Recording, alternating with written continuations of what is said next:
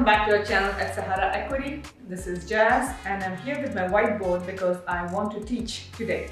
I love teaching. I have been a trainer, instructor for several years of my life, and I'm here with some of my millennial and Gen Z students. So I'm going to use the same time to also share with all my audience out in YouTube here. So today my topic is going to be how to evaluate the deal. Now, what does it mean? What does it mean evaluating a deal? Evaluating is understanding where my deal is, what this deal is, and whether it's the right fit for me or not. Okay, and you cannot really define your criteria, what's right for you, what is that you're looking or not, but I'm going to share what we feel is right for our investments so far. So let's get started.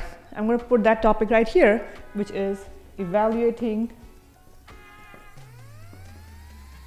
deal. A deal. Okay, now the first step or first criteria in evaluating the deal, in my opinion, is, which some of you guys here call IMO in your social media language, is finding the location. Is this location good or not? Is this the right location for me to invest or not? Okay. Now, what do you mean by location? How do you say what is the right location? What is the wrong location, or good or bad and whatnot? I will say the first step you have to look at it is this a location that you can drive into without feeling scared of going into it? Again, this is the kind of deal set. This is how we evaluate. We do not want to feel scared when we are driving into that location, correct? That's the very basic thing to start off. The second thing is, how is the median household income in that location? So you do want to rent out your properties, but you also want to collect money, okay? I mean, you're welcome to do charity elsewhere, but if we're talking about your investment, which is making money. So you want to have a location where you are able to get renters that are going to pay you on time without going through a lot of hassle. That's about finding, so that's where you need to understand how is your median household income, whether the renters, the people living in that location are making enough money or not. So what is median household income? How do you evaluate what is a good median household income? Okay, is it 30K? Is it 40K? Is it 50K? There is no fixed number. It's all based on the average rents in that submarket. For example, okay, let's do some numbers here. Okay, average rents. Before I go into average rents, if you are a renter and if you're trying to get a property, if you're going to get your apartment for rent, like you went the other day to find an apartment for yourself, what are some of the things that they mentioned as a criteria? One of them was the criteria to rent. Okay, one of them was, how much do you make? Do you have enough bank balance, or do you make enough that you can pay my rent? Correct. So how do they evaluate that? They have a criteria. Everyone has their own criteria, but the minimum we have seen is 2 times the rent, or in our properties, depending on the class, it's 2.5 times the rent or 3 times the rent. So let's take on an average 2.5 times the rent. So 2.5x of rent should be what you make as income. Okay, so how much is the rent? That's where comes your study of what is the submarket, your market analysis. How much is the rent in that submarket? Okay, let's take in Dallas-Fort Worth, where we have most of our properties. On an average, it has been in C-class properties $1,000. Let's take an average of $1,000 as the rent per month. Okay, so what does it mean? How much this person needs to make on a monthly basis if I have to give someone? 2,500. You got it. That was simple. So he has to make at least 2,500 a month, which means he needs to have an income of 30,000 per annum, correct? Per year. So this is how you evaluate on your location, your median household income. It's not a fixed number whether the median household income should be 25, 30, 35, 40. It is dependent on the area, the submarket, the employment.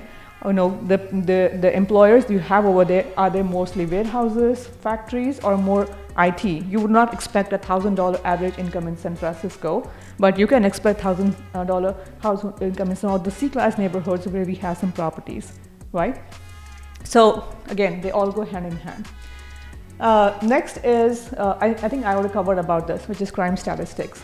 You want to feel safe when you're driving in. So you need to do your own evaluation on crime statistics of that location. You can check from the reviews, you can check from the local police department. I used to, when we started new, I used to go after hours to see how that neighborhood looked like. You can also go and look at any news articles out there. Everything is mostly it's all found on internet lately, correct? So you can also go and see if there's any articles out there about that specific property or that location or those cross streets, just to give you an idea, if you are falling in a pit or you're doing good.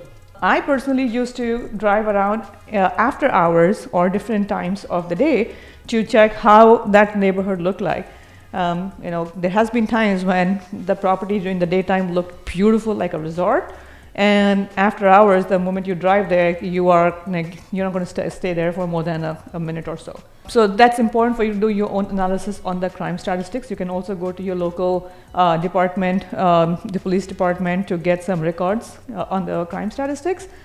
And once you check that box, then you check on employers. Like I mentioned, everything goes hand in hand. Your renters are going to pay money if they make money, correct? So for them to make money, they have to be able to drive to the place they work in a close distance. You're not going to expect them to live in one side of the town and go to work all the way on the other side of the town and spend their money on gas, just thinking that they're going to save some money in the rent here. I don't think that's a wise idea. I haven't seen anyone doing that. So you may want to also make sure that you do a thorough analysis of who are the employers in the neighborhood. Is that a growing employment base? One of the properties that we recently bought in Fort Worth, we were not aware of this, but as soon as we got the contract, we found out that Rivian is coming in Fort Worth. Rivian is the competitor, is how they call, for Tesla. So as you may know, Austin market just got boomed because Tesla was coming there. The same way we have Rivian coming here in Fort Worth, and it kind of became a demand generator for a property. So things like this you need to be evaluating before. And we were fortunate enough to be able to invest in that property in that location before it was announced. And then proximity to thoroughfares, which is driving to your work. You do not want as much facility and convenience that you can provide on your investment, the more you will be able to generate in your cash flow, in your output, and in your total valuation, correct? And then the other criteria I want to look at is your average occupancy in the neighborhood. The other thing I was just mentioning earlier on is the occupancy in that neighborhood. How you need to evaluate how the occupancy has been. Is that the good number is 90% and above. If it is 95, 97, even better. And then your rent growth statistics. How often the rent has been increased in that submarket?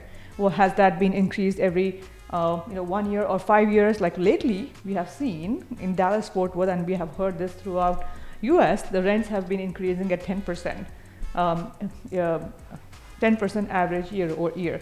That's a lot. That's really good. Standard inflation in the past has been 2%, but the rents here has been increasing at 10%. That's really good cash flow. That's exceeding your pro forma.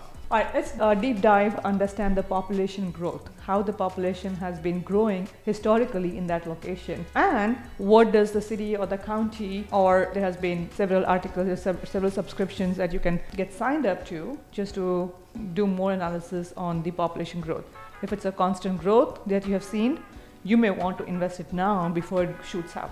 Thank you for watching today's session, today's video, and we went through today how to evaluate the deals. We are here just to help for those who want to get started. We will be bringing on more content trying to share our knowledge, our struggles, our lessons learned, so you can make best educated decisions. This is not a paid subscription. This is not going to evolve into another guru that we will call ourselves and have you subscribe to it. This is going to be freely available, not now, as long as we are creating these videos for you all. You're welcome to drop in an email and we'll be happy to answer where we can with no charge. See you until next time.